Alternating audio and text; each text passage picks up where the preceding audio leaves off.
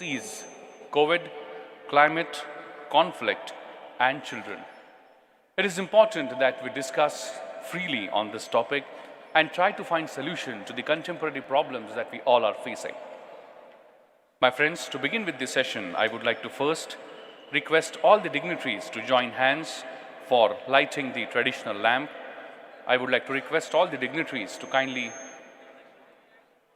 I would also like to request all the international delegates, Michael K. Young, Rodrigo Souza Alves, Cazuino Arm, Guano Diop, to kindly come forward for lighting the traditional lamp.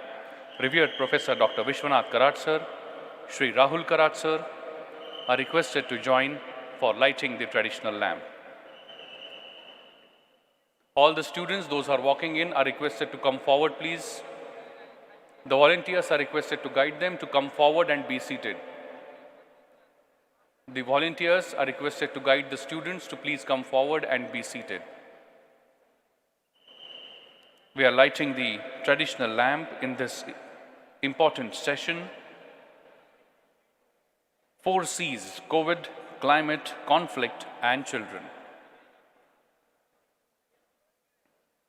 I request Michael K. Young, Rodrigo Vitorino Souza Alves, Cazuino Aram, Gunon Diop to join hands for lighting the traditional lamp. Let's give a big round of applause, my friends, as the traditional lamp is being lit, marking the beginning of 4 C's: COVID, climate, conflict, and children. An important discussion for entire globe.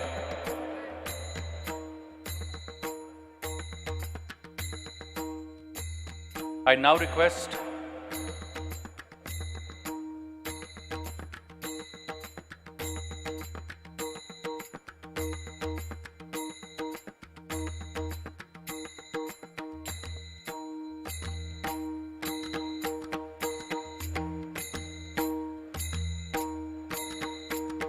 the 4 C's, issues identified as the central to poly crisis we all are facing today.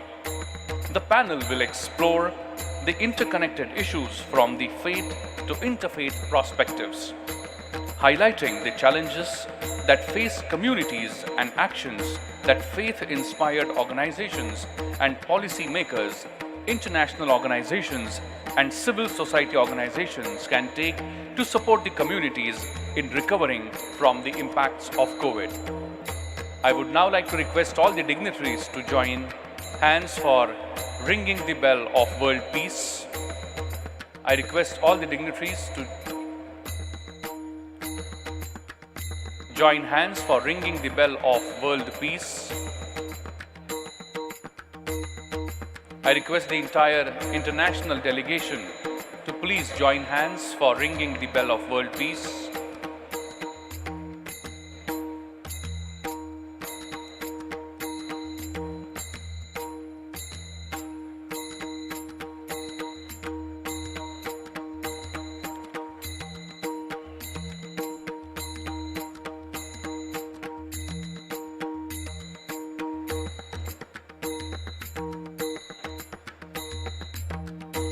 A beautiful gathering of all the international delegates joining hands in ringing the bell of world peace.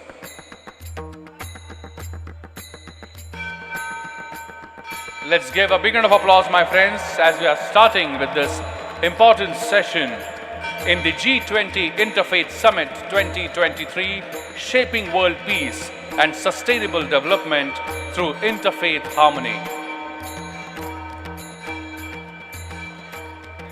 Thank you very much. I would now like to request Dr. Cole Durham, Michael K. Young, Rodrigo Vitorino Souza Alves, Dr. Cazuino Aram, and Gunon Diop, Revered Professor Dr. Vishwanath Karat sir, Shri Rahul Karat sir to kindly come up stage.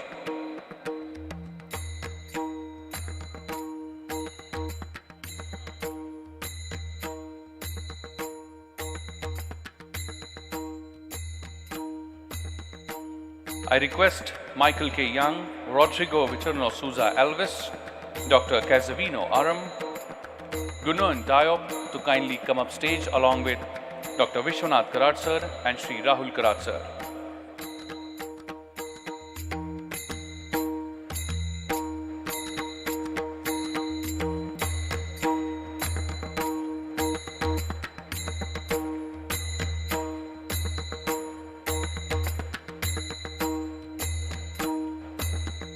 I request the Director of Shanti Ashram, Dr. Kazavino Aram, to kindly come up stage.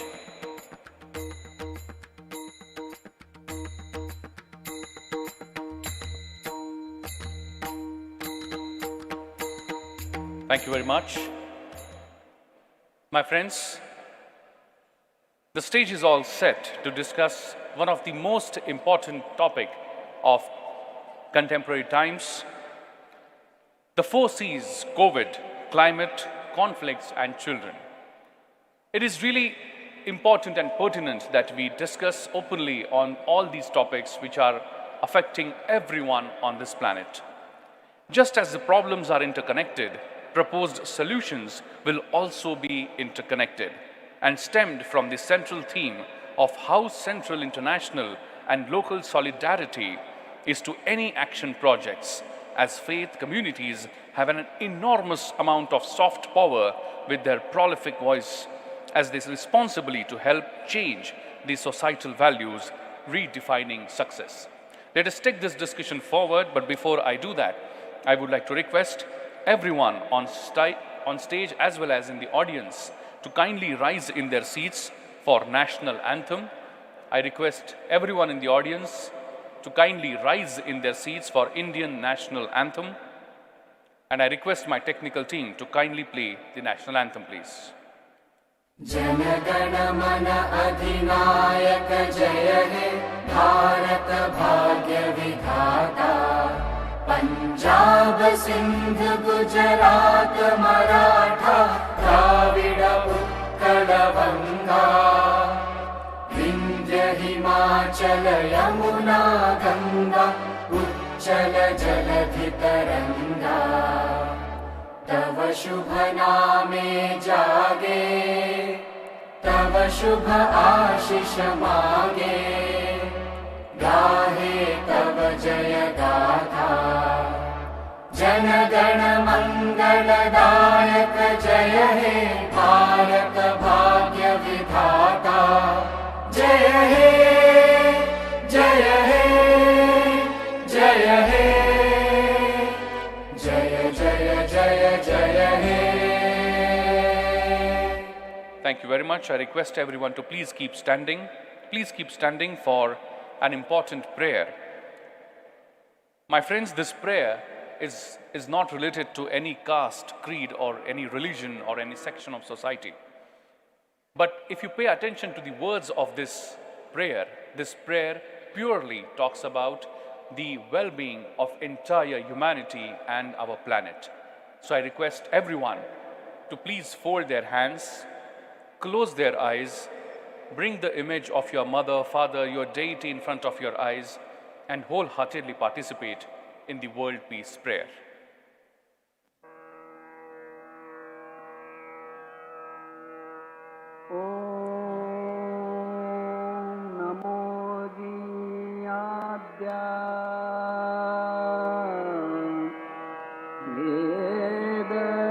प्रतिपाद्या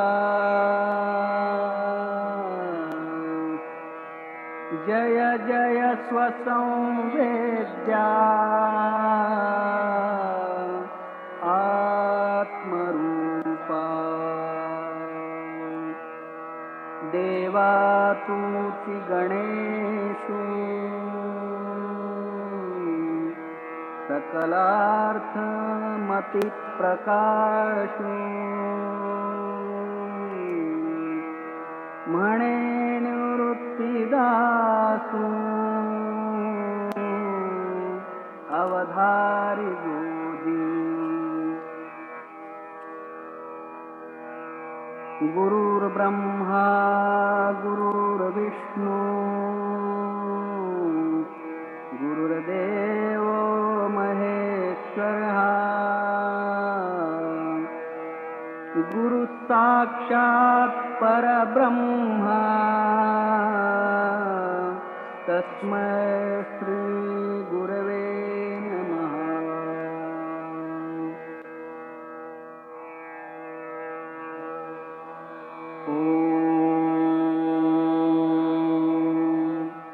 पूर्णमदः पूर्णमिदं पूर्णात् पूर्णमुदच्यते पूर्णस्य पूर्णमादाय पूर्णमेवावशिष्यते।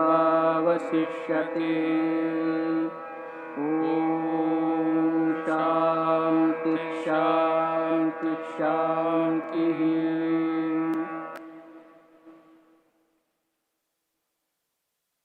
Thank you very much. I request everyone to be seated, please.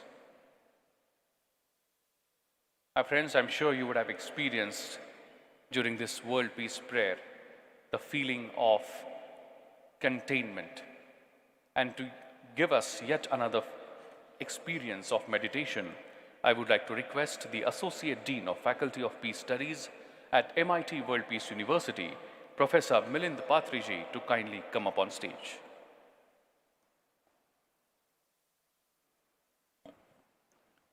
Very good morning once again to all of you. The great noble son of India, Swami Vivekananda, used to say that Upanishads, the ancient Indian traditions, always professed that the Upanishads, Vedas, they are the strength of courage. They have the capacity to invigorate not only a particular country, but the entire globe, the entire world. But he said that on the basis that when we become courageous, when we become fearless, only when we transcend the barriers of the space-time, when we transcend the mind, when we go beyond the mind. What is the way to go beyond mind? Thankfully, the Bharatiya traditions, the ancient wisdom traditions of India, the Bharat, always said that by meditating on the primordial sound or the Bij mantra, Om, A-U-M, Om, when we slowly learn how to practice it and slowly we become one with that, slowly the deeper layers of the mind we transcend and become one with that absolute.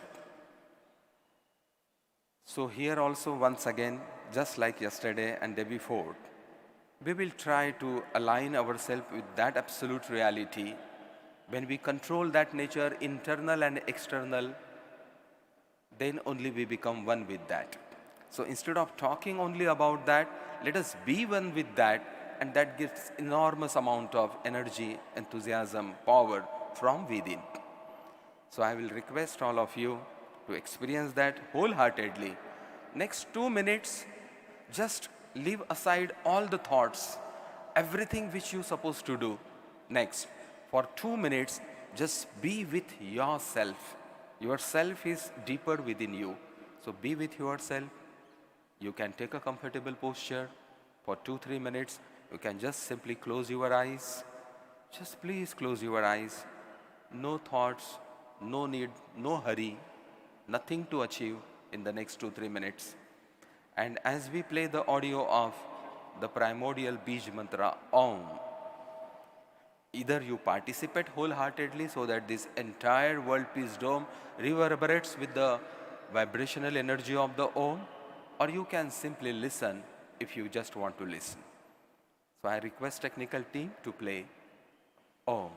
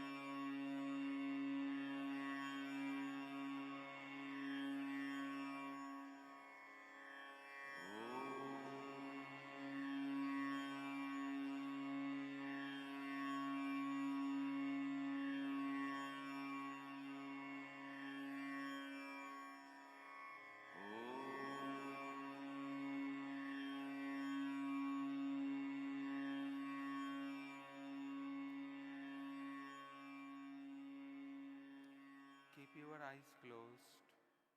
Keep your eyes closed. No movement, please. For 20 seconds, just witness the inner stillness in you.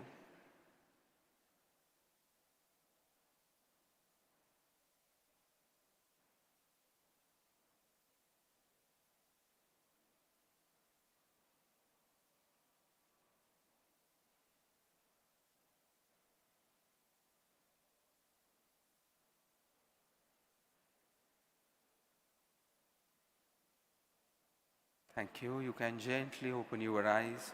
And thank you once again for participating in this Om meditation. Thank you so much. Thank you very much, Professor Patre, for giving us that beautiful experience. And now, before we go ahead in this session, I would like to request my team to kindly display a small film which is made on the theme of G20 Interfaith Summit. This session is based on the 4 C's: COVID, climate, conflict, and children. The 4 C's are issues identified as central to the poly-crisis that we are all facing today. The panel will explore these interconnected issues from a faith and interfaith perspective, highlighting the challenges that face communities and the actions that faith-inspired organizations, policymakers, international organizations, and civil society can take to support communities in recovering from the impacts of COVID.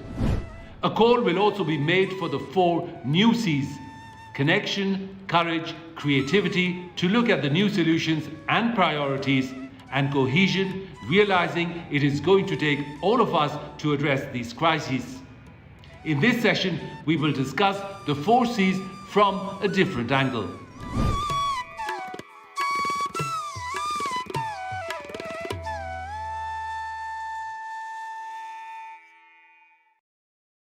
Thank you very much.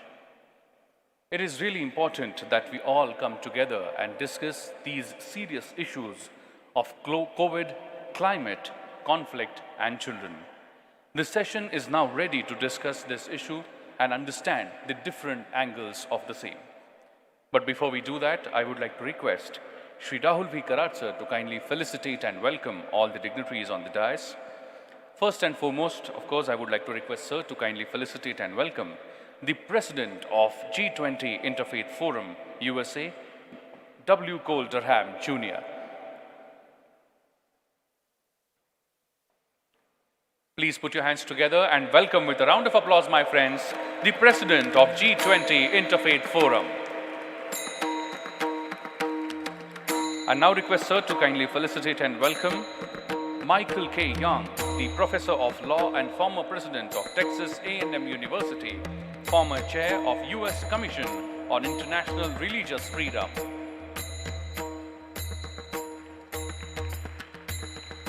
Thank you very much, sir, for your presence. I would now like to request sir to kindly felicitate Rodrigo Vitorno Souza Alves, the research leader of Centro Brasilio Estudos.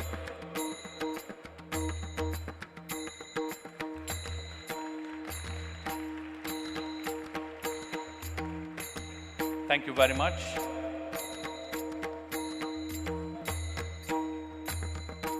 I would also like to request sir to kindly felicitate and welcome Gunan Diop, the Director of Public Affairs and Religious Liberty, Seventh-day Adventist Church. A big round of applause for all the dignitaries on the dais.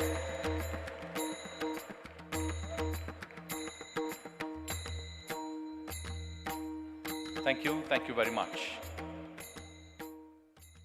And now to discuss the outcome and a quick recap of day 1, I would like to invite on stage the President of G20 Interfaith Forum, W. Cole Durham, Jr.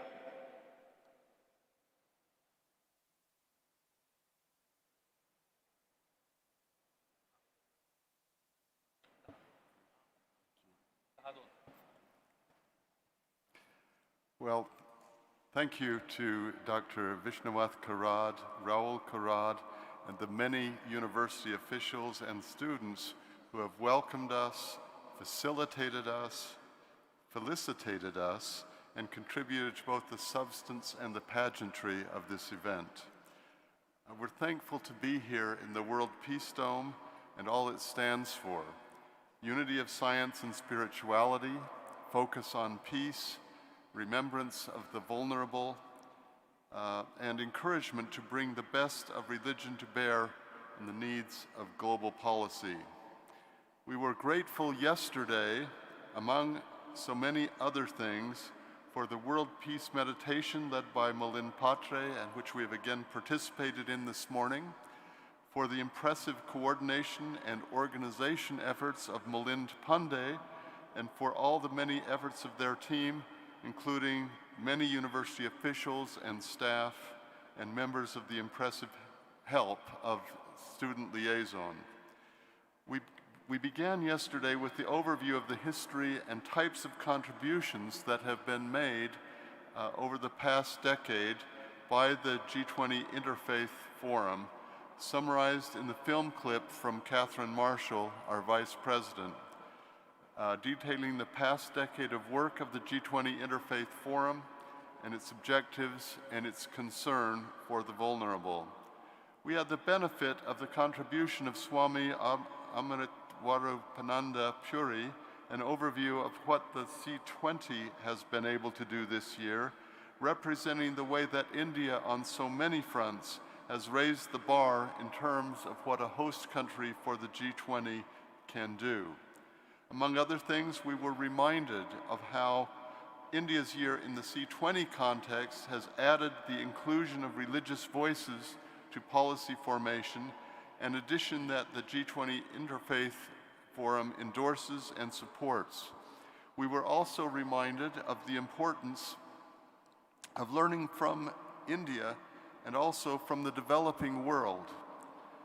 One of our continuing recommendations this year, starting from a meeting we held in Ethiopia, has been that the African Union be included in the G20. And we're happy to report, I wish we could claim credit for this, but President Biden from the United States and President Modi here have endorsed this idea. Also, our leader from yesterday reminded us of a major C20 theme, "You are the light." We heard from the Honorable Sri Rahul Karad, Executive President of MIT World Peace University, and were reminded of impressive steps he has taken, among other things, with the recent initiative to bring 1,700 state-level legislators to India and from around India to help raise their voices in support of the idea of emphasizing the classical name for India, Bharat. He also urged us to cultivate gardens of peace. We heard from the Honorable Dr. Dalbar Singh, Chairman of the One Globe Forum and National Secretary of the Indian National Congress, who spoke of our desire for peace and his emphasis on the fact that peace and development go together. We had the benefit of hearing from Archbishop Felix Machado, Secretary General of the Catholic Bishops' Conference of India. He was able to attest decades of friendships with Vishwanath Karad and with MIT World Peace University. What you don't know is the personal sacrifice he made to be here, because he had some other commitments that he had to juggle just to be able to be with us. But that was part of the tribute to MIT WPU and to Professor Karad. He spoke of our longing for peace and the importance of realizing that religious voices are a major part of the solution to this world's ills. Sheikh Islam al-Shukur Pashazadeh, spiritual leader of Muslims in Azerbaijan and more broadly in the Caucasus, spoke of overcoming boundaries that separate us. We were then able to hear from Mrs. Marcia Dalal from the Baha'i community, spoke of how our diversity is good, but the process of coming to unity, a process that is occurring in history and that we are witnessing, is truly important. We were then able to hear Dr. Vishwanath Karad, who has been honored by the unveiling of a new statue here in the environs of the Peace Dome, and to reflect on and give recognition to his many accomplishments. We were then able to spend the afternoon in 8 collateral sessions, each addressing important areas of G20 Interfaith work. These constituted a rich banquet of discussion of ideas that are among the priorities for this year's G20. Thanks to the participation and insights contributed by too many to name. What is particularly important is the new networks of connections of everyone here, including in particular the ways that this unique setting has contributed to our deeper and more profound linkage to Mother India, to Bharat. Thank you.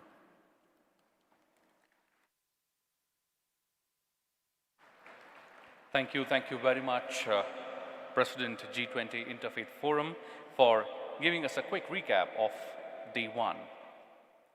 My friends, now let us begin with the panel discussion on the topic, the 4 C's: COVID, climate, conflicts, and children.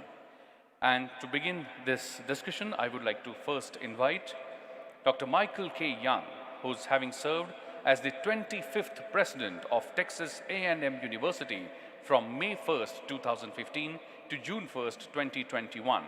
Michael K. Young has proven track record of academic leadership. During his tenure, Young led Texas A&M and its significantly growth in the national and international reputation as global Tier 1 research institute. As a longtime champion of academic success, Young helped launch the Lead by Example campaign, an ambitious fundraising effort that raised $4.25 billion to fund the substantial initiatives benefiting the students, faculty, and staff. The university also surpassed $1 billion annual research funding under his able leadership. Please put your hands together and welcome, with a round of applause, my friends, Michael K. Young.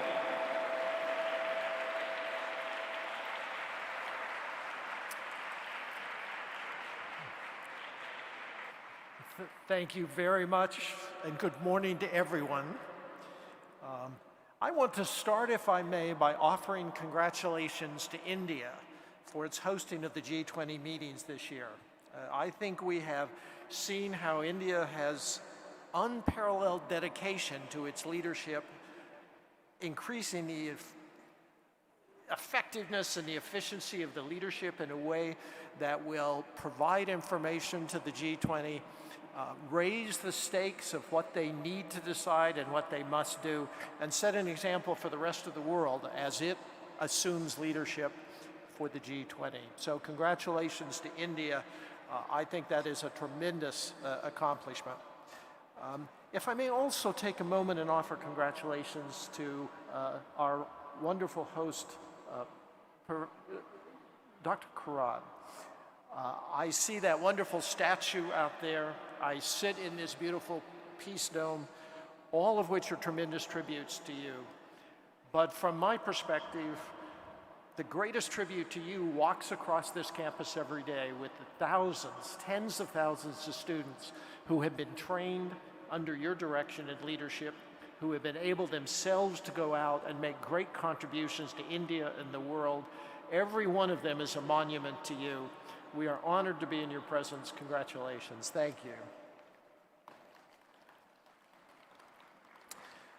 If I may say very briefly a word about the 4 C's, COVID, climate, conflict, and children, and make just a few simple points. First, I think it's important to understand how interrelated each of these issues may be. If we look at this, for example, through the eyes of children, which are one of the C's, we see just exactly how important those interconnections are. We talk about COVID. COVID reminds us of healthcare and the lack of healthcare around the world. Indeed, by the World Health Organization's estimates, 50%, 3.5 billion people around the world do not have adequate access to the healthcare they need. COVID also deeply disrupted education and shows us just how much work needs to be done to provide the educational opportunities to children who are our future.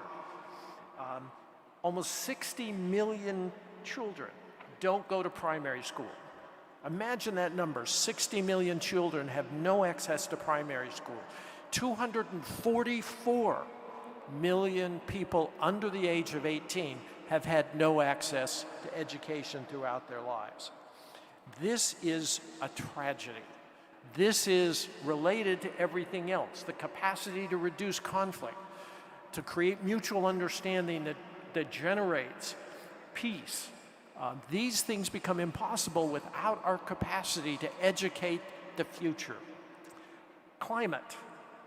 50 million children have been displaced from their home by climate-related events, sometimes temporary, often permanently. And then conflict. Almost 45 million children have been forcefully displaced from their homes by the end of last year. 60% of it was in country, but still without any of the access to the resources they need to thrive, to grow, to develop, to themselves become contributing citizens in the world. And if we go even further, we find even more distressing statistics. 100 million children, by UN estimates, are what they call street children, which means they are entirely homeless, without parents, without education, without health care, without access to any of the resources that they need. So today's panel is particularly important, but it must, with all of us, take us beyond talk. I spent many years at the University of Washington. We frequently met with the leaders of the nations, the indigenous nations in that part of the world, in the northwest part of the United States. And we would meet and we would talk about how we could provide the best educational opportunities for their young people. And at the conclusion of every meeting, one of the leaders would come up to me and said, "Is this just small talk in big rooms? Are we just going to talk, or are we going to actually do something?" The truth of the matter is, as I cite those statistics, we understand the limitations governments have. I was reading a few days ago about the climate summit in Kenya right now. But the statistics underlying it are scary. 80% of Kenyans live on less than $5 a day. There is no capacity for that government to raise taxes. How does it address these issues? And that is true throughout much of the world, that governments, as much as they aspire to serve their citizens, find limitations. That's a challenge. So what do we do about that? Investment also generally goes to the richest countries that are the most stable, that have the largest educated workforce, and so forth. So the very thing that might improve the condition of these countries and address these issues often is misdirected in ways that really don't allow growth of the sort that solves these problems in these countries. So is it hopeless? Is there a solution? I believe that we are trying to identify a solution here, and the fact that this is related to faith-based organizations is no accident. If 80% of the world identifies with a religion and has a religious sentiment, think of the power that that generates if we could mobilize those religious adherents and their institutions. And indeed, this service is the bedrock of so many religions. We are, as people of the book that I am, judged by how we take care of the widows and the orphans. In other faiths, they're judged by how they take care of the community. There are notions so powerful of harmony, of helping every living thing in religions all over the world. Can we find a way that that 80% of the world's population that describes themselves as religious become aware of these issues, help us address those issues, partner with their governments? That's complicated. We all know the risk of partnerships with religious organizations and governments that it presents. But can we find modalities, can we find ways in which we can mobilize, which the governments be able to take advantage of, the great power that is vested in humanity and vested in these people with religious sensibilities? Can it be done in harmony without the problems that we identified? We have a wonderful panel today to address these issues, address the 4 C's, which are the problems, and offer what we hope might be 4 additional C's that are solutions and not simply additional problems today. I'm delighted to have our panelists with today. Each will be introduced in turn as they help us think through these critical issues. So thank you so much for everyone who is with us today. We appreciate your presence, your attendance, and we will ultimately appreciate that it won't just be small talk in big rooms. Thank you. Thank you very much, Professor Young. Thank you very much for a beautiful address and your words of wisdom. My friends, the next important panel member whom I'm going to invite on stage is Rodrigo Vitorino Souza Alves, who is a distinguished figure in the field of law and religious studies in Brazil, recognized for his academic leadership and contributions. He holds the position of research leader at Brazilian Center for Studies and Law and Religion. He is a respected professor in the Faculty of Law at the Federal University of Uberlândia. Please put your hands together and welcome with a round of applause, Rodrigo Vitorino Souza Alves.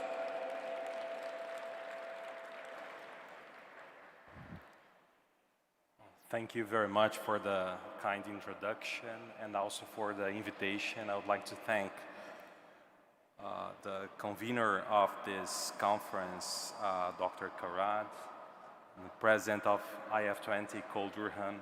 Thank you so much for this invitation to join this important event, a global event on how we could shape world peace and sustainability and sustainable development through interfaith harmony.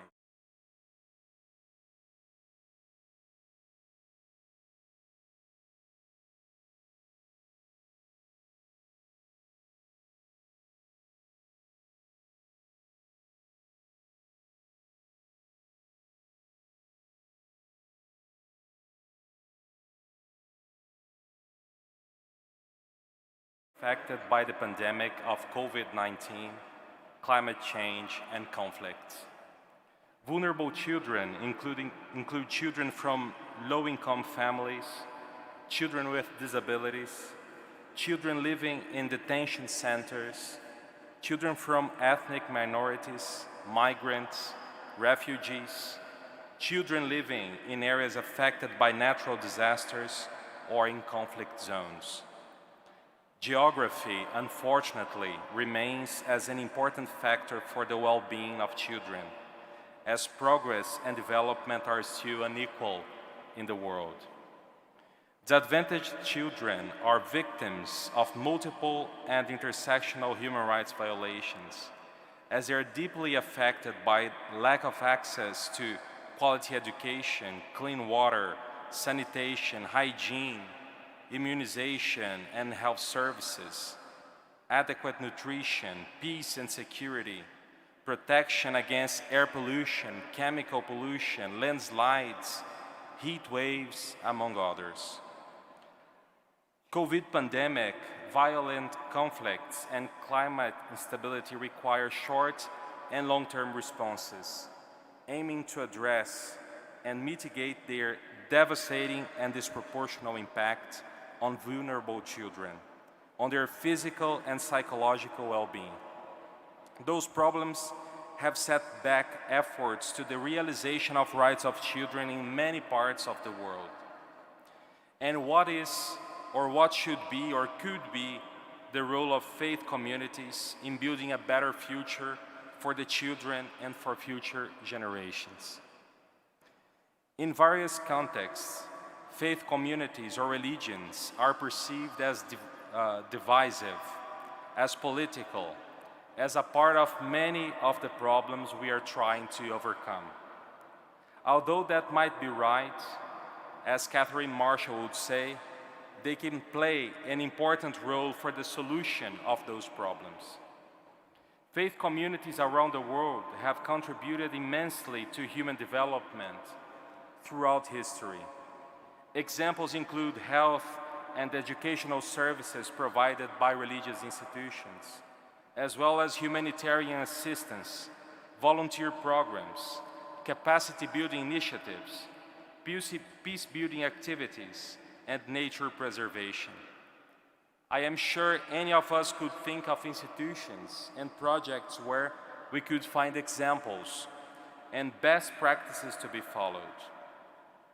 The religious world, however, is complex, especially in societies that are plural, polarized, divided, and sometimes deeply divided due to the coexistence of worldviews that are different.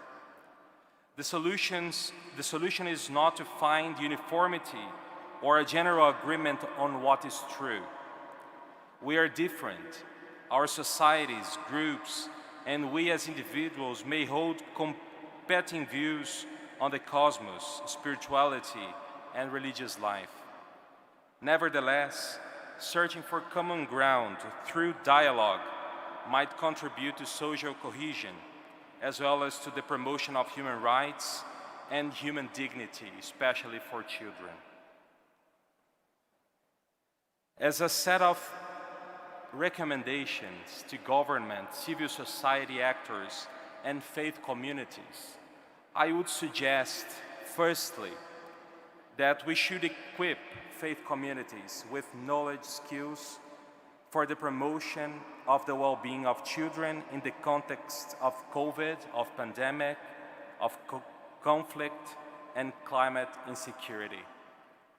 Secondly, I would suggest that we should learn from faith communities, from traditional knowledge, from the work on the ground that they have been doing for centuries on all those areas. Thirdly, we should engage with faith communities strategically for the realization of the rights of children. And finally, we should respect, protect, and promote freedom of religion or belief for everyone, everywhere. Thank you very much.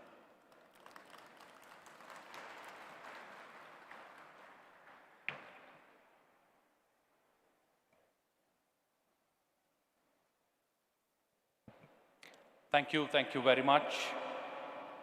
My friends, next important person on the panel we have to discuss this topic is Gunoan Diop, the Director of Public Affairs and Religious Liberty at Seventh-day Adventist Church. He is a prominent Seventh-day Adventist leader known for his work in interfaith dialogue, religious freedom advocacy, and global humanitarian efforts.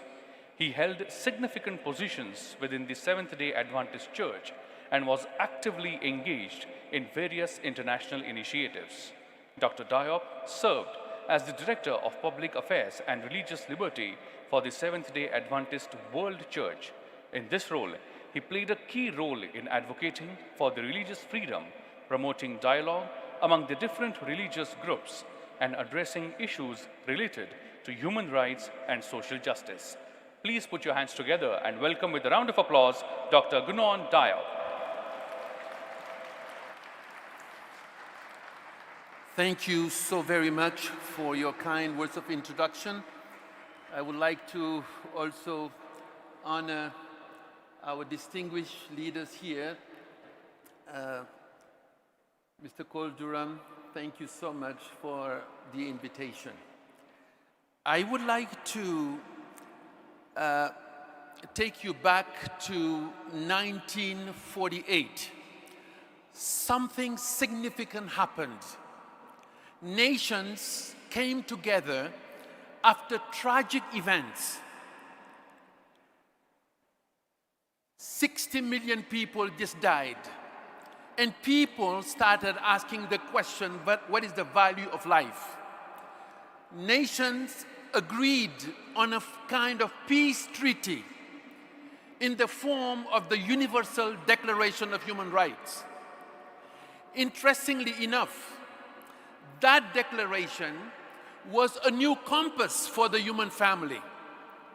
Now, this happened in a political context, even though religious leaders participated in the drafting and framing of the Universal Declaration of Human Rights. But how did we get there? It took a crisis of certain magnitude, the death, as I said, of 60 million people, to motivate people to choose another path. But one has to go back, and I will take you back to now 1648. What happened? Another peace treaty, this time called the Peace of Westphalia.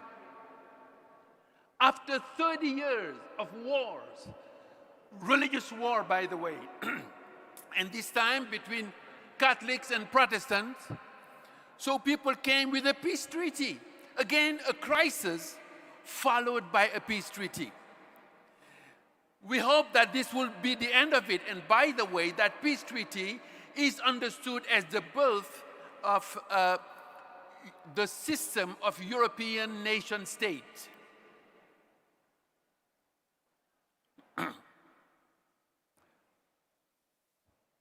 That peace did not last because it was not universal, it was not comprehensive, and it was not inclusive. It was in the context of Europe. Fast forward to 1918. This time, the treaty, a peace treaty, Versailles. Again, the League of Nations was formed. Interestingly enough, that peace did not last either. Now, we could fast forward, of course, to 1948, Universal Declaration of Human Rights. Will this peace last? Since that time, there were several wars between nations, even as we speak right now. Peace was at the heart of the United Nations. Now think about the three pillars of the UN. The first pillar, this was a consensus of nations. The first pillar was peace and security. Second pillar, justice and development. Third pillar, human rights, and actually freedom from fear, freedom from want, and freedom to live in dignity. Peace is at the heart of it all. But somehow peace has been elusive. It could be that today a new peace treaty is needed. Again, comprehensive. How can we talk peace when people are suffering? The richest place on earth right now. I mean, think about, I would like to maybe mention two examples. One is Niger. You know, West Africa is going through quite a bit right now because of the coups, military coups. But why is that so? One example, Niger has basically the third largest resource of uranium around the world. But 85% of its population do not have electricity. Take another case, Katanga in the Congo. It's remarkable, the riches in that region. Think about it. What the world needs today, the region is brimming with cobalt, copper, iron, zinc, tin, nickel, manganese, germanium, tantalum, tungsten, uranium, gold, silver, lithium. But people are in an abject poverty. How could that be? So peace has to be inclusive, comprehensive. Peace at a personal level, peace at an interpersonal level, peace at a societal level, peace at national level, peace also at international level. And this is where I will appeal to what is already indicated in this structure, in this building. Faith-based organizations, religions, to live according to what we say we believe. Think about Judaism. At the heart of it, peace. The priestly blessing, it's about peace. And again, if you continue to the Christian scripture, Jesus called the Prince of Peace. How is it that people say they want to follow the Prince of Peace without embracing peace and distributing peace from the one who said, "Blessed are the peacemakers"? You take the case of Islam, the same thing, even the word Islam from salam, peace, and so many words connected to this. Salam, peace, salute, salutation. Silm, peace, opposed to war. Salama, to give, to greet, to agree. Salima, to be saved, escape. And the same thing can be also expanded to major Asian religions, religious tradition connected to the quest of peace because of the restlessness of human soul. Release from reincarnation, samsara, peace. Moksha in Hinduism, connected to peace. Nirvana in Buddhism. And when we think about even the three jewels, whether wisdom, compassion, harmlessness, they are all connected to peace. So religions have something to bring to the table when it comes to peace. And this is my humble appeal to this distinguished audience, that we live according to what we say we believe, because then there will be human solidarity, one humanity, one human family, where everybody is considered according to an infinite dignity. Because again, there is no degree in dignity. Even a newborn baby has infinite dignity. But somehow, we would like to focus on domination, putting people above others. That cannot foster peace. So maybe we need a new peace treaty where religious people get deeply involved. When people are sick, healing will come in solidarity, whether COVID or any other disease. If there is conflict, again, the passion for reconciliation and the love for the whole human family. May peace prevail. Please put your hands together and give a big round of applause, my friends. And I think we should give a standing ovation to Dr. Gunnar Diop for his beautiful address. A big round of applause, my friends. He definitely deserves one.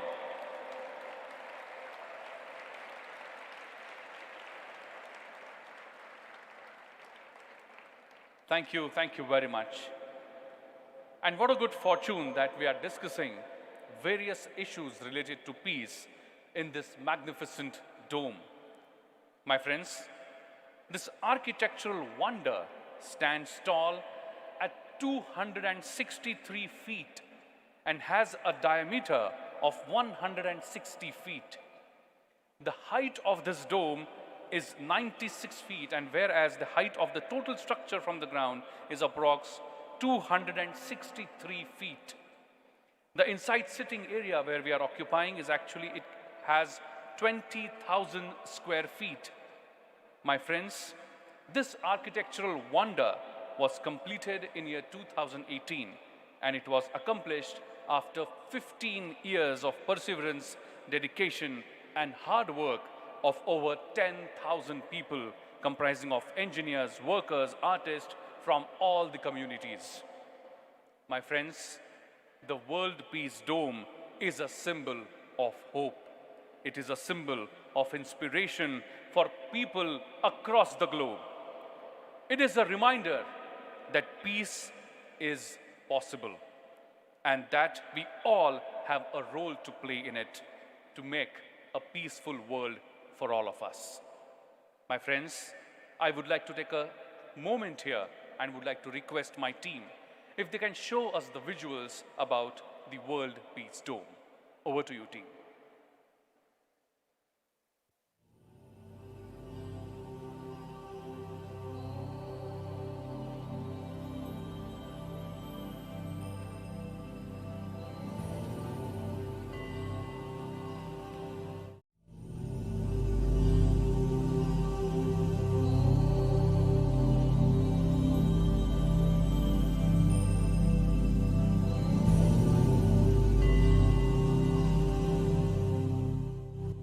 My dear learned friends, I am the original creative element of this vast universe. I am knowledge divine. I have no beginning. I have no end.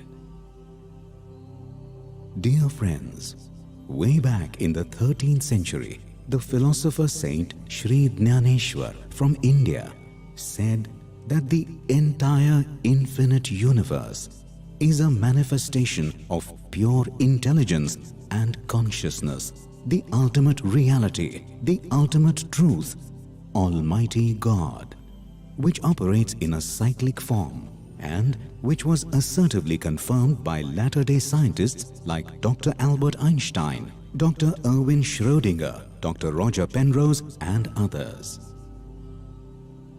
For the last many millennia, intelligent beings have worshipped me in various forms and have pursued me to find answers to many questions and solve many mysteries of this vast universe.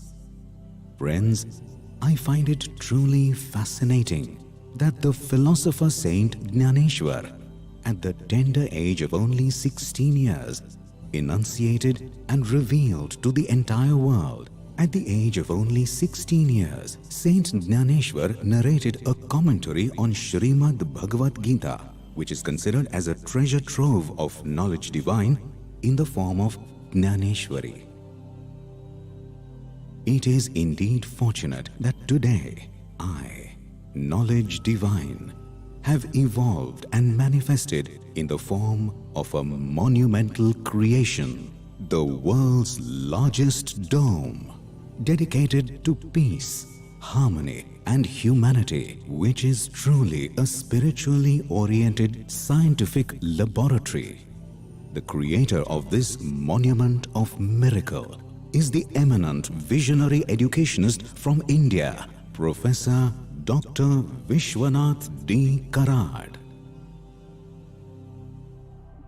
My dear friends, it is a matter of great shame that today the entire world, be it the most powerful and developed nations to the poorest of the poor countries, are combating the devastating and horrifying coronavirus COVID-19 pandemic, which has created a horrifying situation with a deathly silence prevailing throughout the world, with the fear looming large that humanity may not even see the end of the 21st century.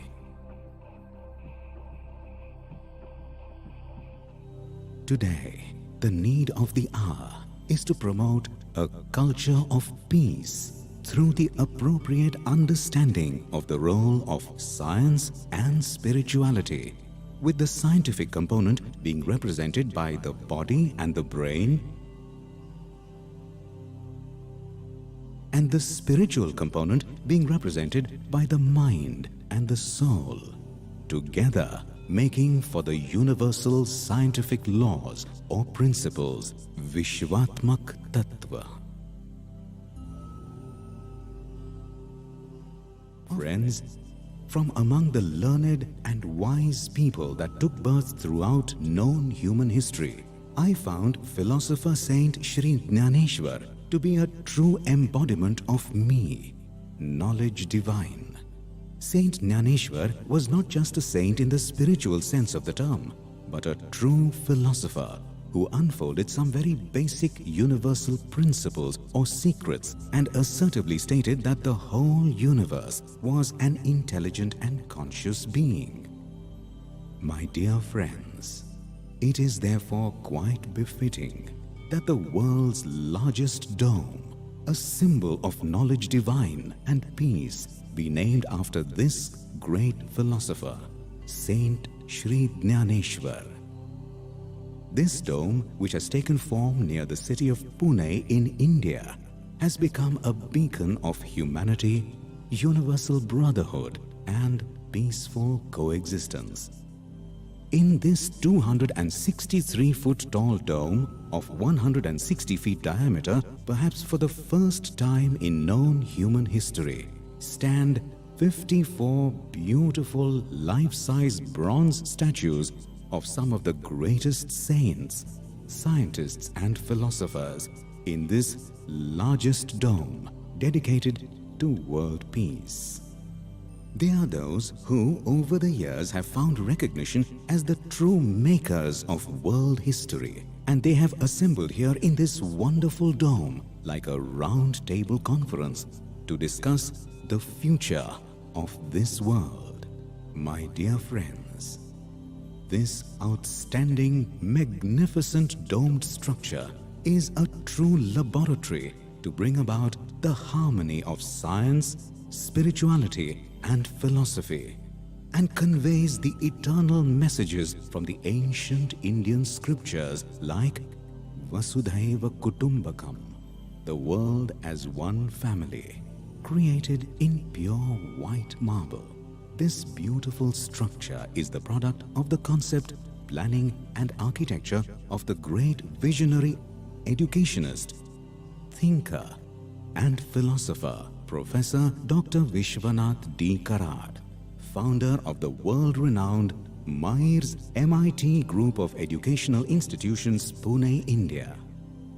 An ardent follower of the great noble son of India, Swami Vivekananda, and a profound devotee of two of the greatest philosopher saints, Shri Jnaneshwar and Tukaram, Dr. Vishwanath Karad has been instrumental in creating some of the most amazing monuments like the embankments on the river Indrayani at Alandi near Pune, the huge multimedia coliseum for mass literacy also at Alandi, the most unique bridge of humanity, Ram Rahim Manavta Setu, the stunning Gautam Buddha Vihar and Lord Ram Temple in his native village of Rameshwar Rui in the Marathwada region of Maharashtra, the one-of-a-kind music academy in the world, Vishwashanti Sangeet Kala Academy, and many more.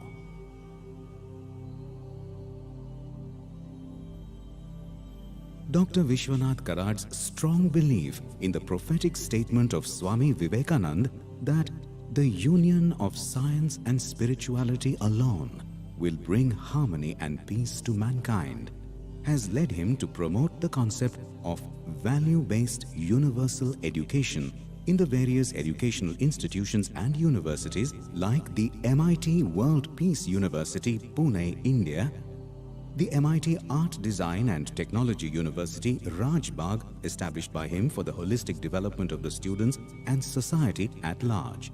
Our friends, through this unique monument of miracle, philosopher Saint Shri Jnaneshwar World Peace Prayer Hall, World Peace Dome, I would like to appeal to all right-thinking people to realize the message of peace and harmony being delivered by this dome and contribute their mites in creating a peace-loving, holistic, global society.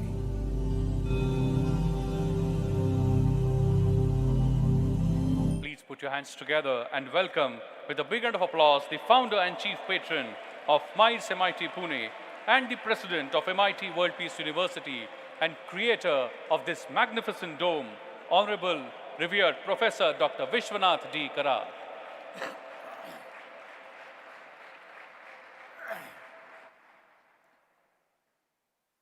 I am extremely grateful to Cole Durham, who had made it possible to organize this unique event of G20 Interfaith Summit, discussing on the various subjects of common interest to all of us, And when I see the great scholars, thinkers, philosophers, scientists, men of religion and men of philosophy sitting on the dais and in the audience, it truly fills my heart with a sense of pride and pleasure when a brief introduction was made to you about the very purpose of this hall, which has been now recognized as a spiritually oriented scientific laboratory. अध्यात्म शास्त्र की वैज्ञानिक प्रयोगशाला के नाम से जाना जाता है. If you look around, and which is trying to convey the very message of what religion stands for. As per the words of wisdom spoken by the great noble son of India, Swami Vivekananda, on 11 September 1893, in the First World Parliament of Religions, Chicago. And when he had said, I think this sentence has been repeated so many times, but I still repeat it again, which is a clear indication of the very purpose behind this making of this monumental creation,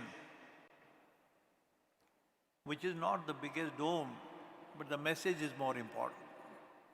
The concept behind is important. Why these great saints, the seers and the prophets are inside the dome, and outside the men like Einstein, Newton, Faraday, and the world famous scientists of today, including the computer, the Google, the Facebook, internet, whatever words you can use, which has truly even proved beyond doubt. I am not saying this. It is being understood by the topmost scientists of the whole world, including Albert Einstein, Schrodinger, Penrose, you can take the names, and it has been our good fortune. And when I stand before you, friends, let me confess that I am not the doer, I am not the maker, but I am just an instrument. Basically, how and what way and with what purpose this dome came up, a long story behind, but having no architect, no planner, no designer, no computer, no big contractor, you will say, what do you speak, Professor Karad? How can it be possible? But it has been possible and it has come up, and you are all sitting here discussing the very purpose and the very duty of ours. What is our religion? What is our duty? Where from we have come, what the purpose of life, and where we are going. Understanding the whole mechanism of the human body, the living cell, the smallest of the living cell, and myself or even the elephant, the most hectic animals, the mechanism is same.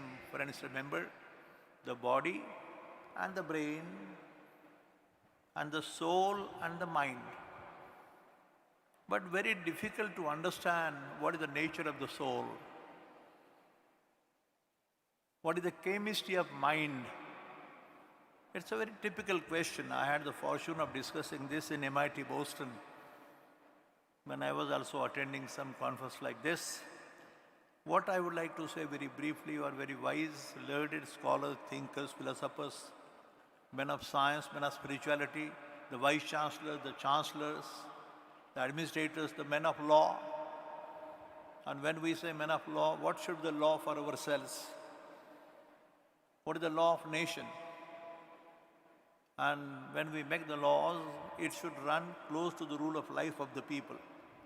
Because the rule of life of people is made by the universal, invisible force that makes it possible to understand the entire mechanism of the universe, mechanism of this life.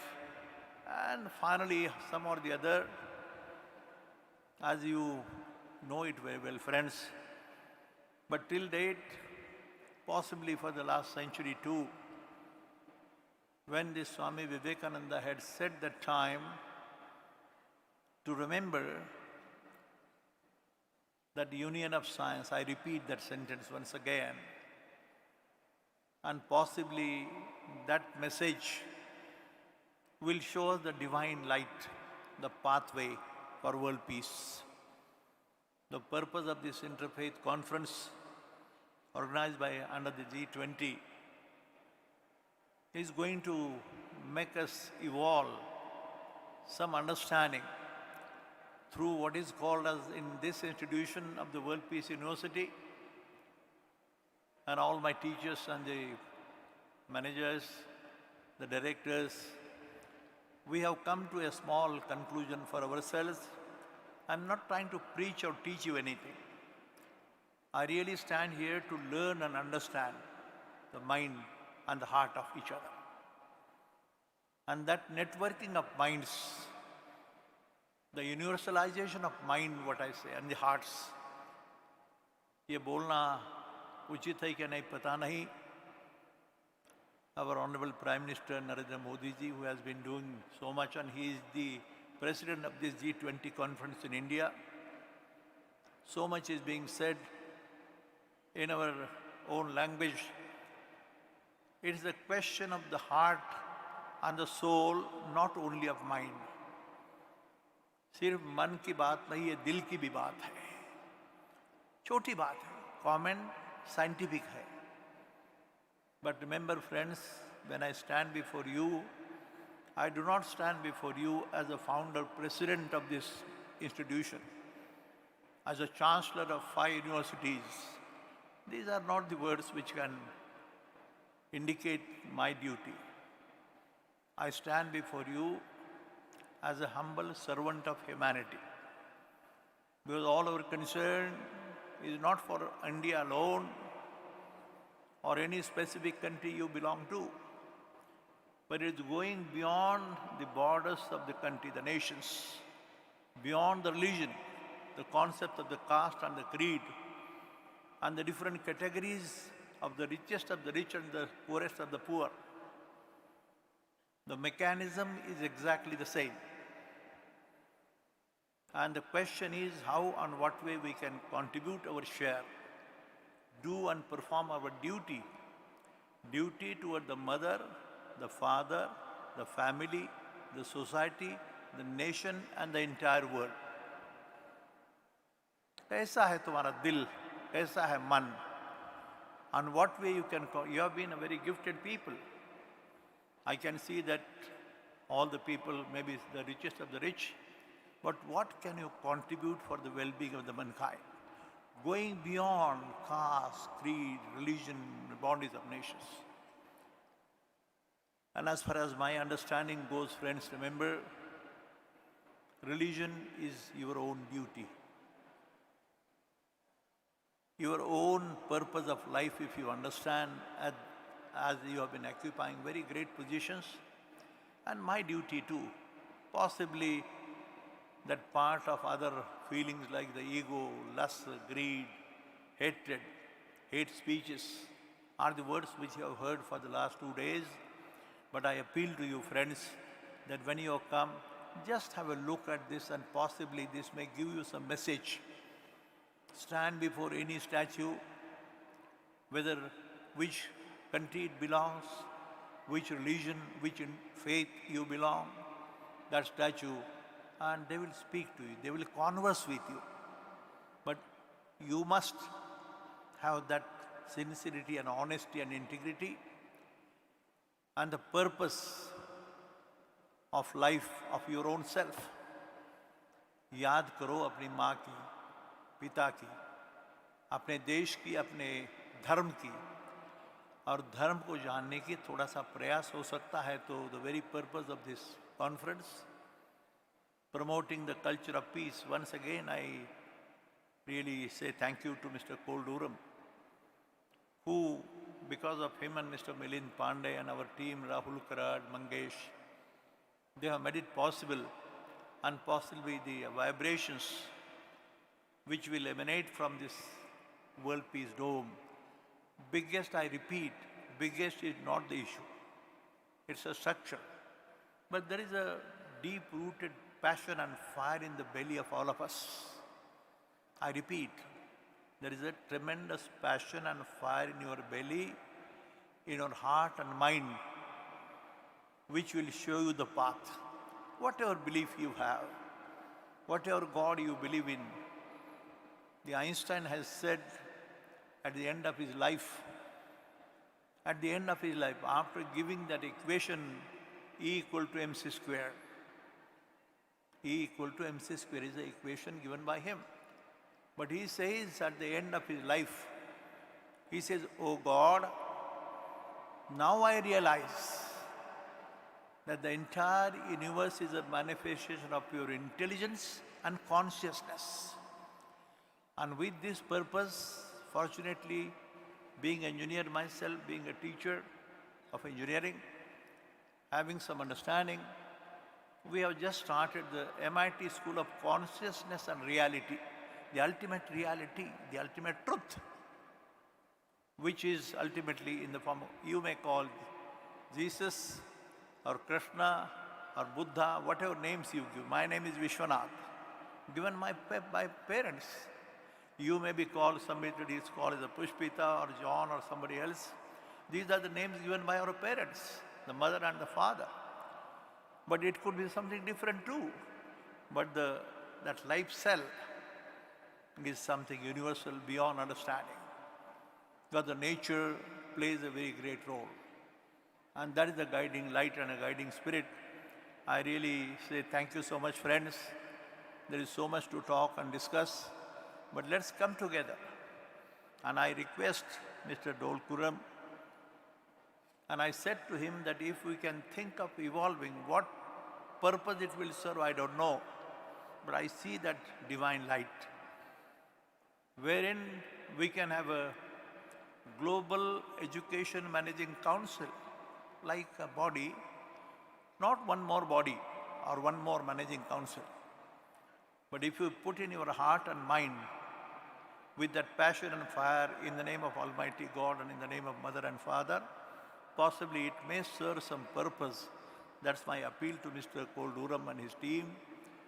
And education, research and innovation are the three words which have come up now in the whole world.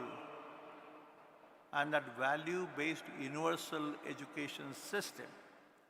Every country has a different geography, different history, different cultures, different traditions, different religions.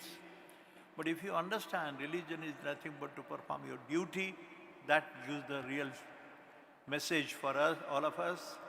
And this scientifically oriented and the spiritually oriented scientific laboratory, which will convey some message to the whole of human race. That's my personal feeling, friends. Thank you so much. I'm grateful. Thank you very much, sir. Let's rise in our seats and give a standing ovation to revered Professor Dr. Vishwanath Karad, sir, for his magnificent thought, this magnificent creation, and I would say commitment for a lifetime. A big round of applause, my friends.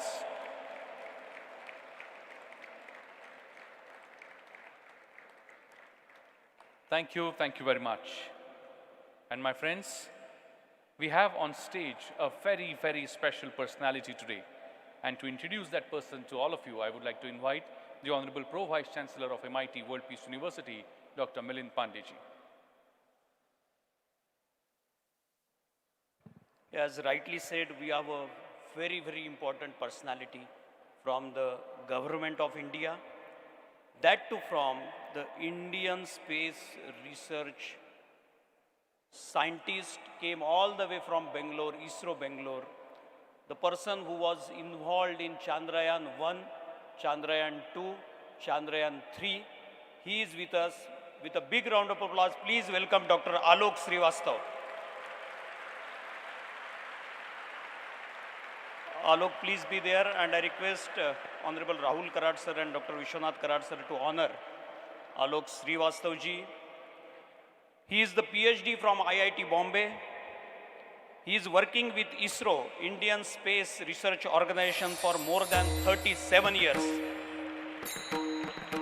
He is the senior director with the UR Rao Space Center, that is ISRO Satellite Center, Bangalore.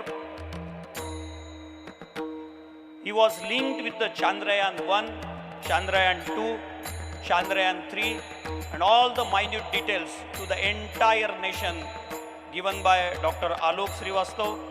He was a focal point to give, the Prime Minister was abroad. He was the one who was directly informing our Honorable Prime Minister minute to minute for the progress of Chandrayaan 3. Today it's a great honor. He will be speaking on climate. I request Dr. Alok Srivastav to take it forward. Dr. Alok, please. Respected Manani Karad sir, Sammani Rahul ji, all dignitaries on the dais, the dignitaries who came across the globe here to touch upon that particular event which should have been done 3 to 4 decades ago. Being a student of space science, I don't want to take right now more time, but I feel that climate change effort is being put by NASA, ISRO, joint venture. Very recently you will hear a satellite when I have been to NASA to review that. It is Nisar spacecraft which is going to be launched shortly. And we should have such kind of high resolution synthetic aperture radar to monitor the climate, the weather, the atmospheric parameters, so that we will be able to monitor how the change is taking place. Now coming to Chandrayaan, only 2 things. 1998 onwards, when I started designing Chandrayaan 1, I wasn't sure that very shortly we will be landing on moon surface.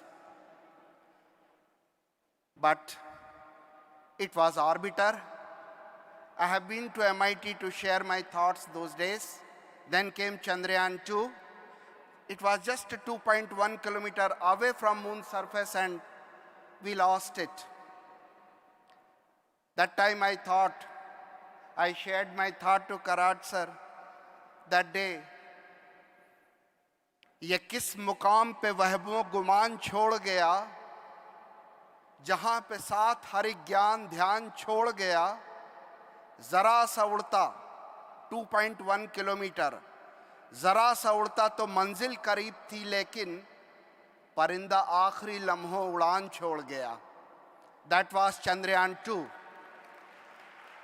We were in tears, but my dear friends, ISRO, my country, and personality and guidance like Karad sir never look back, but they look forward. They guide us, encourage us, and we continue to work. And on 23rd August, when I was personally briefing to Prime Minister because he was there in Johannesburg, I was briefing him minute to minute, second to second, and we landed. That's the last point I told. परों को खोल ज़माना उड़ान देखता है, परों को खोल ज़माना उड़ान देखता है, ज़मीं पे रह के क्या आसमान देखता है. Thank you very much, sir. Such beautiful way of describing the success and failure of Chandrayaan 2 and 3. Thank you very much. My friends, we all are absolutely fortunate that we have a couple of minutes in hand so that I can take 1 or 2 questions from the audience. So if anybody is willing to ask any question related to COVID,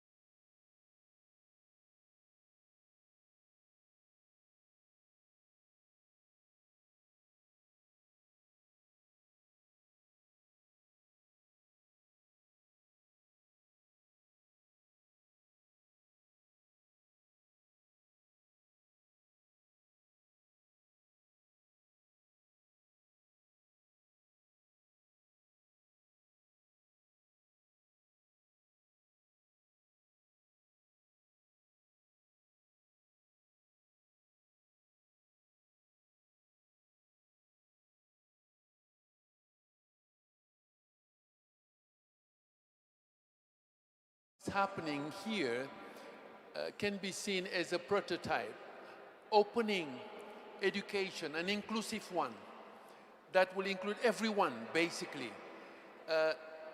But this has to be thought very carefully with the global participation of the international community.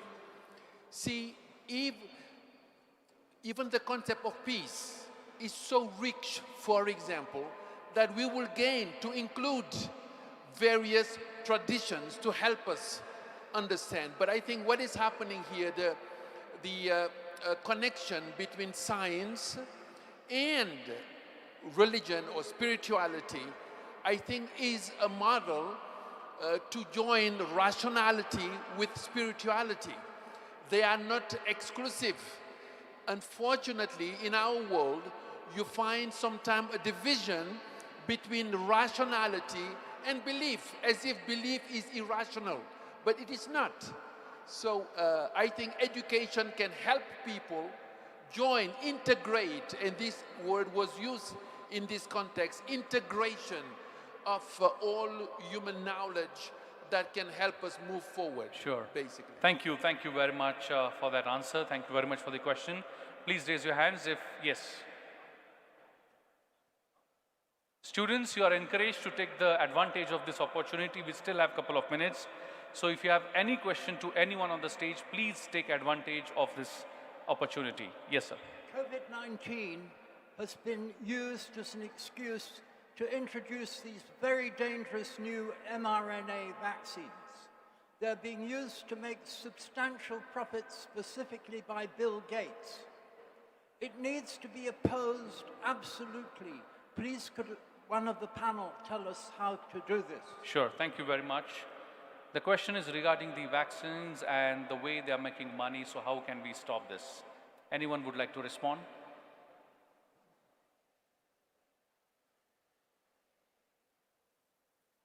Anyone from the panel? Okay, I think we'll have to move on. Any questions? Raise your hands, please. Yes. Go ahead. Hello. Good morning, everyone. As we know, we are in the G20 Interfaith Summit. Your question is for whom? I'm coming to the question. Okay. No, question is for whom? My question is to everyone. Okay. If anyone can answer, please answer this. So my question is, if we are talking about Vasudhaiva Kutumbakam, so one earth is one family now. But we are still divided into countries, right, from the beginning. So when the actions of one country have impact or consequences on the overall world or overall ecosystem, how does Interfaith Summit deal with that? Or G20 deal with that? Like maybe climate change, environmental factor or something like that. And we know that every country operates individually. Okay. They have their own law Got and it. all. Got it. So how does Interfaith Summit or G20 take action on this? Understood. So the question is specifically that when we have different policies of different countries, how we can come on a common platform. Yes. Friends, the question by the gentleman is directly pointing out to our family system in the world. I am reminded of some news in the Indian Express from India, a very famous English paper. The news was the greatest country possibly on this earth, like America or Britain, in Great Britain, the children in the age group of 11 and 10, they are having a tendency to make suicides. More tendency to make suicides. I was shocked. How can a child of 9, 10 or 11 think of doing a suicide? What must be the reason behind? And I just tried to inquire, discuss with friends, even from the learned people from abroad. And the thing which was revealed is little hurting. I'm not criticizing any community or any nation or their culture, but the remark was, unfortunately, the new situation with so much of affluence, so much of pleasures, so much of comforts, unfortunately, I use the word again and again, in that country or in many other countries, the mother has no time to look after her own child. The father is in one club, the mother is in another club, was the remark given by the papers. So the meaning is essentially, the child has every comfort, a 5-star bungalow, 5-star car, 5-star school, everything is fine. But he doesn't receive a love and that affection from his own parents. It's a very typical remark. But remember, friends, unfortunately, world over, I had the fortune or good fortune that one of my students from MIT World Peace University was invited by some American school to speak, discuss and deliberate on this issue. What is the situation of the family system in the whole world? And unfortunately, the answer was the family system is on the pathway of ruin. Now it's a subject by itself. So maybe we have to think again and again. True. You have a 5-star bungalow, but there is no dialogue between the father, the mother, or the family. I don't blaming anybody. But the richest of the rich families, being a teacher, being a director, being a principal, I come across so many parents and they come to us and tell us, "Sir, professor, my daughter is not keeping the tradition of my family.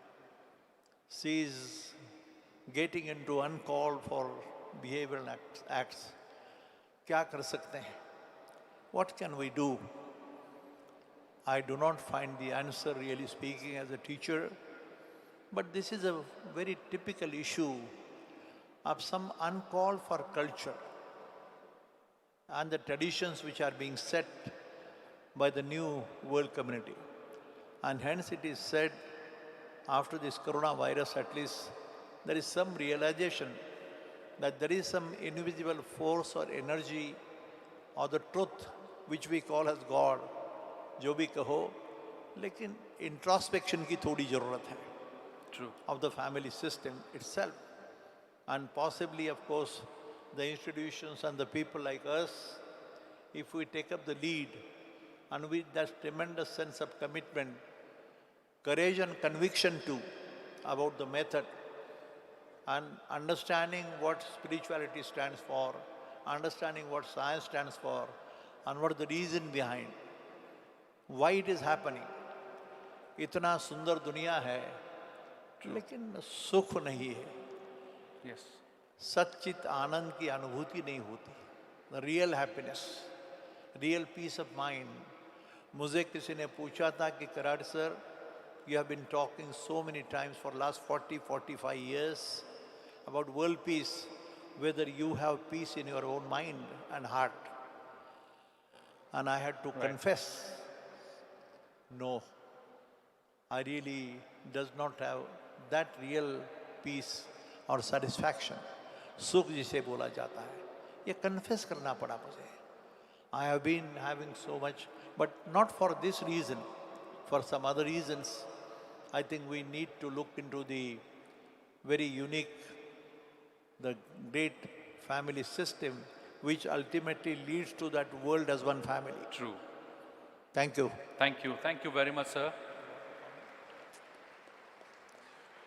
If I may echo that as a wonderful answer to this question, but I want to add a small point because I think you ask a very important, very difficult question, and I'm going to use an example from which I derive two principles. I was in the US government some years ago and engaged in environmental negotiations, and we looked at ozone depletion. And I remember talking to a country, the leader or the chief negotiator from a country that was had a very low GDP, and was unwilling to join the ozone depletion agreements.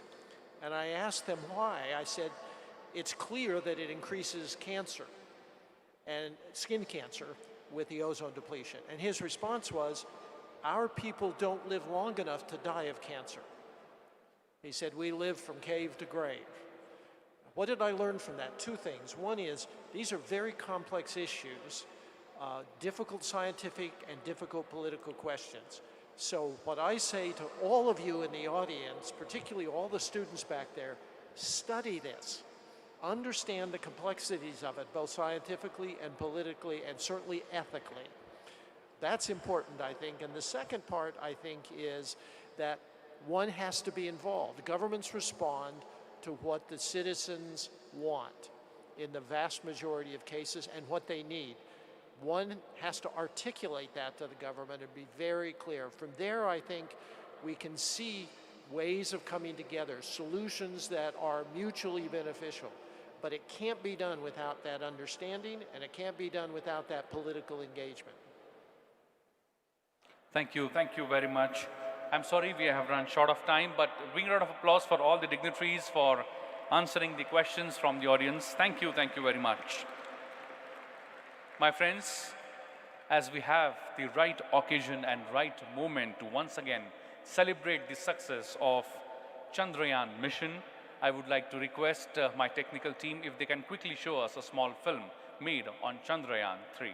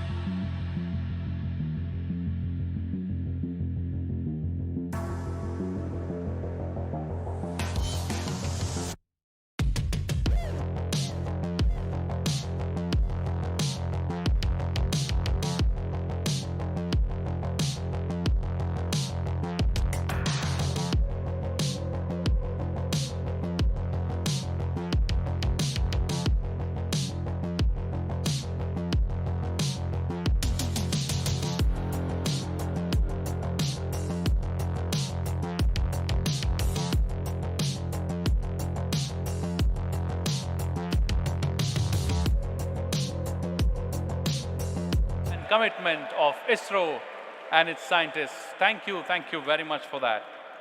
And with this, we have reached the conclusion of this important session. But before I conclude, I would like to invite and request all the delegates from different countries, all the foreign delegates, to kindly come up on stage for a beautiful photograph.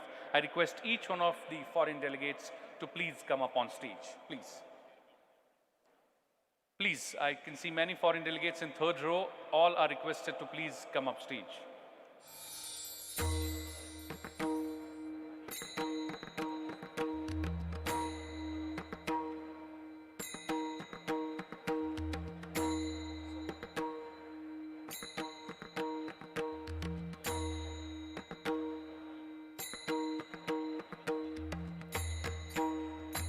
I request all the delegates to please come up on stage and stand behind the delegates so that we can capture the photograph.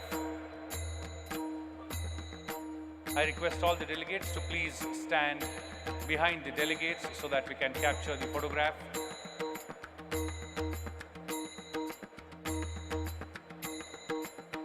I request only the foreign delegates to participate in this photograph.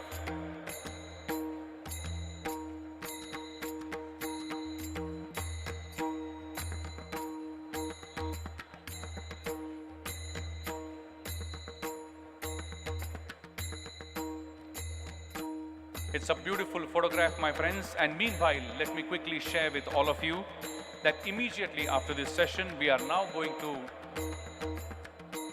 get involved in the concurrent sessions. Let me share with you that in the Mahatma Gandhi Hall, we have this session on global perspective on education. In Gautam Buddha Hall, we have the session on healthcare. In Nelson Mandela Hall, we have protecting children and the vulnerable. And in the Joseph Smith Hall, we have the discussion on climate change. Let me share with you, my friends, we are now going to go one level below. All the sessions, the concurrent sessions are going to happen one level below, and all the discussions would be happening there. So it's a sincere request to all of you to vacate this hall after this session and go one level below and get involved in any of these 4 sessions of your interest. I repeat, Mahatma Gandhi Hall will have global presence on education. Gautam Buddha Hall will have discussion on healthcare. Nelson Mandela Hall will have protecting the children and vulnerable. And Joseph Smith Hall will have discussion on the climate change. All these 4 halls are right below where we are sitting, right below one level below this particular hall.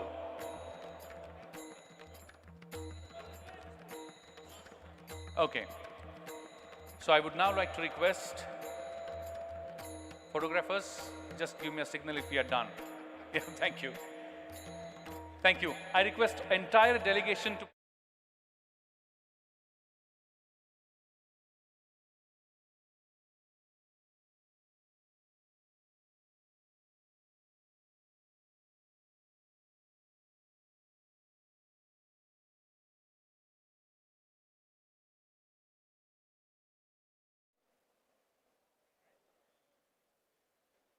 a request to all the delegates to please assemble downstairs so that we can capture the photo.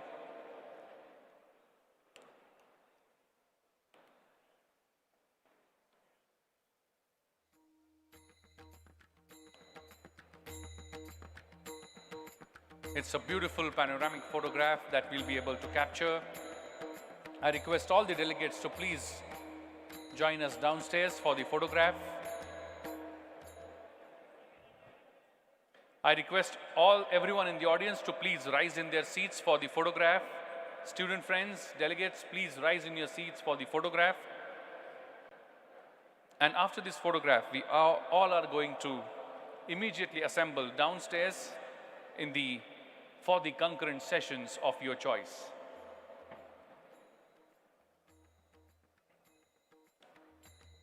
The President of G20 Interfaith Forum, W. Cole Durham Jr., sir.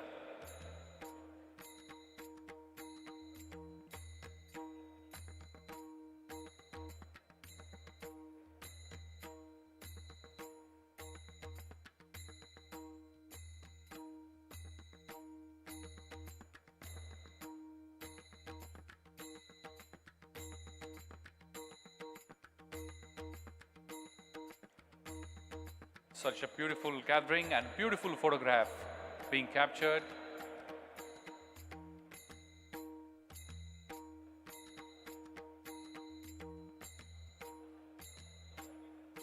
I request everyone in the delegates and everyone in the students to please hold each other's hands and hold them high in the sky to show our unity. I request everyone, please hold hands of each other standing next to you and hold them high in the sky. Guys, please, everyone, students, yes. Yes, it's such a beautiful photograph. We all are united for the cause of peace in the world and entire humanity. I request everyone to please hold hands and rise them high in the sky. Yes. A beautiful picture from here, a beautiful scene. As you can see on the screen, it is looking amazing and beautiful. A beautiful picture of unity of all nationalities, all religions, all ages. Thank you very much. A big round of applause for ourselves for making this session a grand success. Thank you very much. I now request all volunteers.